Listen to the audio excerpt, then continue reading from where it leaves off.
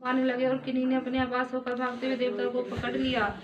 मणिमान ने भृगुसुर को बांध दिया। वीरभद्र ने प्रजापति दक्ष को कैद कर लिया और चंडीस ने पूषा और नंदीश्वर से भगदे शंकर के पार्षदों की भयंकर लीला देखकर तथा उनके कंकर पत्थरों की मार से बहुत तंग आकर वहां जितने ऋषि के सदस्य और देवता लोग थे सबके सब जहां तहां भाग गए। भृगु जी हाथ में स्त्रीवाल लिए हवन कर रहे थे। वीरभद्र ने उनकी दाढ़ी मूछें नोच ली क्योंकि उन्होंने प्रजापतियों की सभा में मूछें ऐंठते हुए महादेव जी का उपहास किया था। उन्होंने क्रोध में भरकर देवता को पृथ्वी पर पटक दिया और उनकी आंखें निकाल ली, क्योंकि जब दक्ष देव सभा में श्री महादेव जी को बुरा भला कहते हुए शाप दे रहे थे उस समय इन्होंने दक्ष को शयन देकर उकसाया था।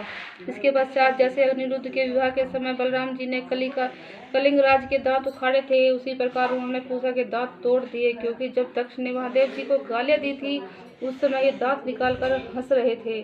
फिर वे दक्ष की छाती पर बैठकर एक तेज तलवार से उसका सिर काटने लगे, परंतु जब बहुत प्रयत्न करने पर भी वे उस समय उसे धड़ से अलग न कर सके। जब किसी की भी प्रकार के अस्त्रों से दक्ष की त्वचा नहीं कटी तब वीरभद्र को बड़ा आश्चर्य हुआ और वे बहुत देर तक विचार करते रहे। तब उन्होंने यज्ञ मंडप में यज्ञ पशुओं को जिस प्रकार मारा जाता है उसे देखकर उसी प्रकार दक्ष रूप उस यजमान पशु का सिर धड़ से अलग कर दिया। यह देखकर भूत प्रेत और पिशाच आदि तो उनके इस कर्म की प्रशंसा करते हुए वाह वाह करने लगे।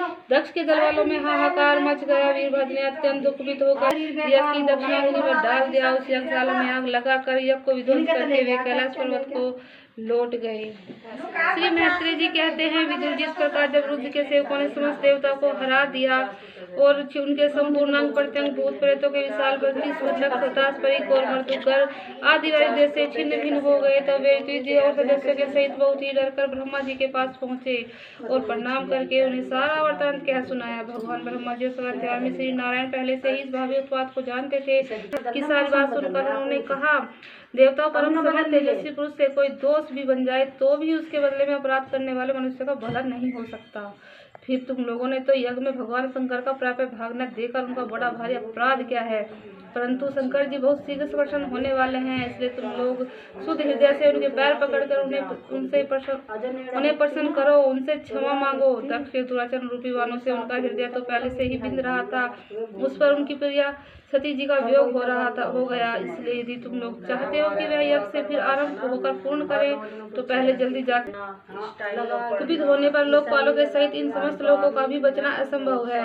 भगवान रुद्र परम स्वतंत्र है, उन्हें तत्व और शक्ति सामर्थ्य न हो तो ऋषि मुनि देवता और यज्ञ स्वरूप देवराज इंद्र ही जानते हैं, और न स्वयं ही मैं जानता हूँ कि दूसरे तो बात ही क्या है। ऐसी अवस्था में उन्हें शांत करने का कोई उपाय नहीं कर सकता। देवताओं से इस प्रकार जी उनको प्रजापति और पितरों के साथ ले अपने लोक से पर्वत श्रेष्ठ कैलाश को गए, जो भगवान शंकर का